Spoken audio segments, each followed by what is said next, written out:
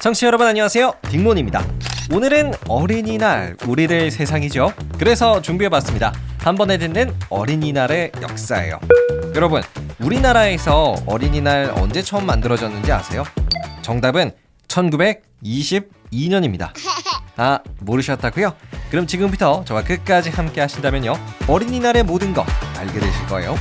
그럼 어린이날의 역사 바로 시작합니다.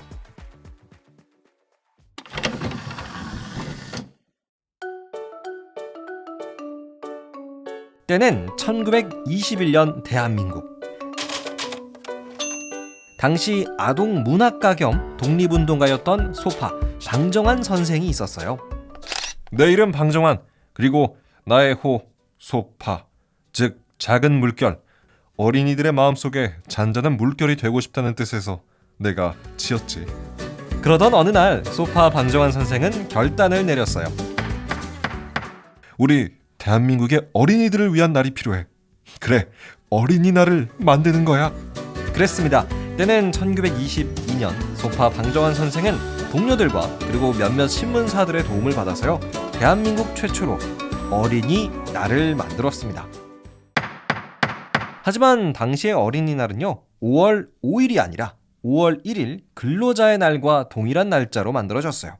그래서 이런 문제가 좀 있었죠. 야, 너 5월 1일이 무슨 날인 줄 알아? 5월 1일? 어린이날 아니야? 이번에 새로 만들어졌다던데. 에헤이, 말도 안 돼. 5월 1일은 근로자의 날이잖아. 네, 이처럼 5월 1일은 이미 근로자의 날이었기 때문에요, 많은 사람들은 어린이날의 존재 자체도 잘 모르고 있었어요. 결국 때는 1927년부터 어린이날은 날짜를 옮겨서 매년 5월 첫째 주 일요일로 변경되었습니다. 이후 매년 5월 첫째 주 일요일 개최된 어린이날 행사들. 많은 이가 참여하는 거대한 행사가 되어갔는데요. 동요대회도 열리고 미술 전시회도 열리는 어린이날을 위한 행사이자 날이었죠. 그런데 아니나 다를까 당시 우리나라를 식민 지배하던 일본의 방해가 시작되었습니다. 아니, 조선놈들, 어린이날 행사에서 독립운동을 계획하는 거 아니야? 안 되겠어. 당장 조선의 어린이날을 금지시켜라. 네, 때는 1937년부터 일본의 압박과 방해로 인해 우리나라의 어린이날은 잠시 동안 사라졌어요.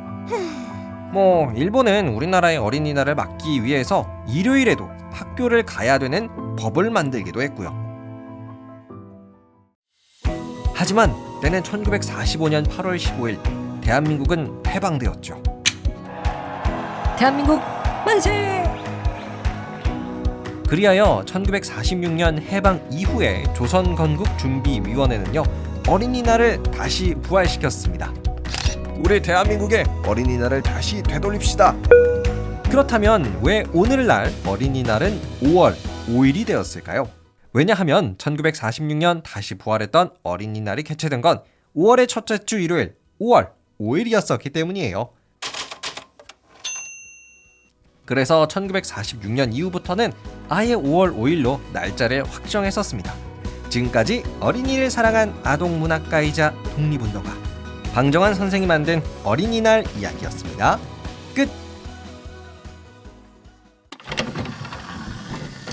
네, 여러분, 지금까지 어린이날의 역사 간단하게 알아봤어요. 굉장히 어린이날의 역사가 오래됐죠. 1922년 처음 만들어졌으니까 올해 2023년의 어린이날은 101번째 되는 어린이날이더라고요. 다행히 올해는 조금 코로나가 심하지 않아서 어린이 친구들 또 밖에 나가서 놀 수 있으니까 참 다행이에요. 그쵸? 혹시 여러분 기억나는 어린이날 선물 있으세요? 저는요, 솔직히 어린이날에 뭔가 선물을 받았던 기억은 좀 안 나는 것 같아요. 그냥 학교 하루 안 가서 좋았던 느낌? 이런 건 좀 있는데요. 막 부모님한테 뭔가를 받았던 기억보다는 아마 어디 놀이공원 같은 데 같이 가지 않았을까 싶네요. 그리고 이런 것도 좀 궁금해지더라고요. 어린이날 선물로 진짜 어린이 친구들은 뭘 받고 싶어 할까요? 요새 다들 스마트폰 있으니까 좀 어리더라도 아이폰이나 갤럭시 이런 전자기기 받고 싶어 하지 않을까라고 생각은 드는데, 또 어떻게 보면 약간 이것도 어른의 생각이기 때문에 정말 궁금하네요. 어린이들의 마음. 자, 그럼 오늘의 어린이날 이야기는 여기서 마무리해 보도록 하겠습니다. 오늘도 편안한 하루 보내시고요. 저는 더 재미난 이야기로 여러분과 함께 하겠습니다. 재미있으셨다면 구독과 하트 눌러주시는 거 잊지 말아주시고요. 감사합니다. 안녕히 계세요.